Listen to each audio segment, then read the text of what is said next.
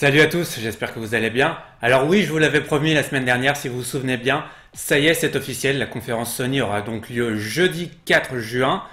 Les jeux, peut-être le design de la console, sûrement pas le prix, pas mal de trucs à raconter là-dessus, et donc ce sera un brief JV un petit peu spécial puisque je ne parlerai que de cette conférence. Allez, on débriefe ça ensemble, c'est parti.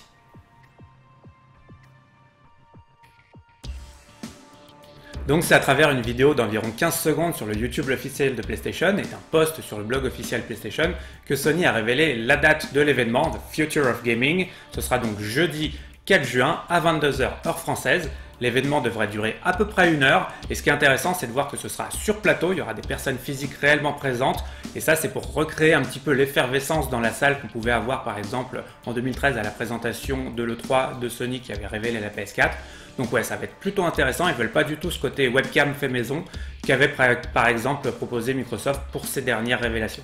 Donc ces dernières semaines, on avait tendance à se dire mais qu'est-ce qu'ils font chez Sony? Ils communiquent pas, il n'y a aucune news, la console, les jeux, on voit rien, c'est la catastrophe, ils sont en train de faire couler le navire.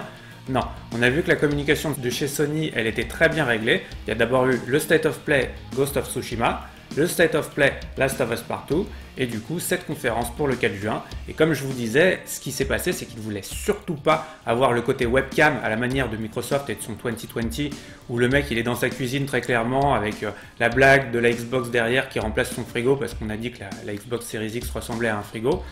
C'était rigolo mais le mec il est quand même chez lui. Ça Sony ne voulait surtout pas, donc il y aura une présentation en studio avec sûrement une trentaine de personnes, probablement des pontes de chez Sony, et comme ça ils auront vraiment ce côté événement avec des gens qui vont pouvoir applaudir et hurler leur excitation par rapport à la PS5, et c'est vraiment ce côté pro qui fait un petit peu l'image de marque de Sony qui voulait retrouver dans cette présentation là, et du coup là je pense qu'on va totalement être dessus, et du coup on va voir beaucoup de jeux.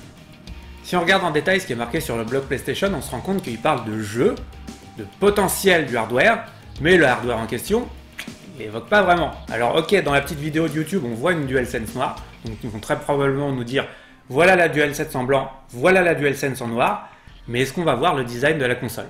Alors honnêtement, rien n'est moins sûr, parce qu'on a vu que depuis quelques semaines, ils ont l'air de prendre la parole une fois par semaine, et dans le post de PlayStation, il y a marqué « We still have much to share ». On a encore beaucoup de choses à partager avec vous.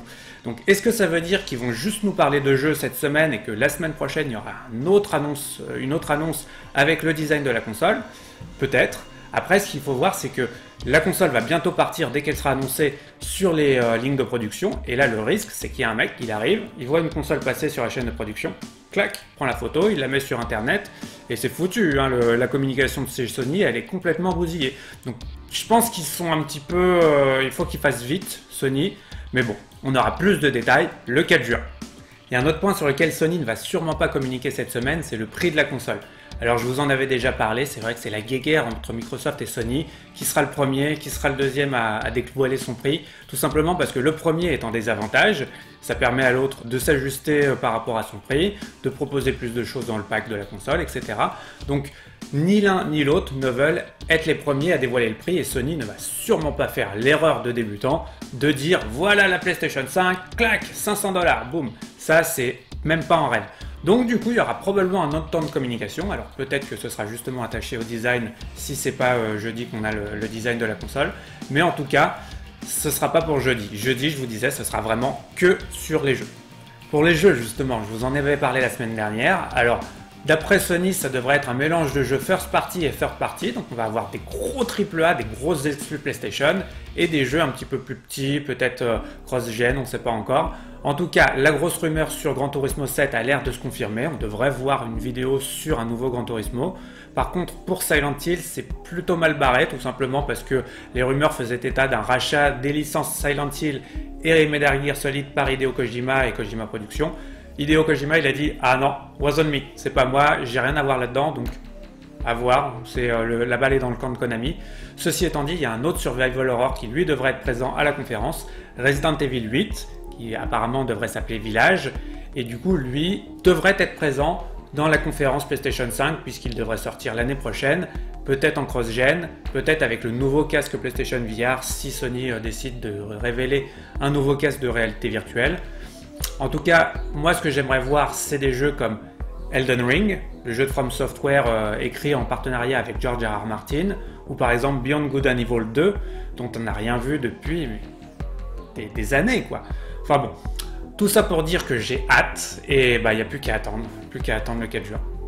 En tout cas, une chose est sûre, il ne faudra pas rater le brief JV de la semaine prochaine parce que j'aurai énormément de choses à vous raconter et à vous dire.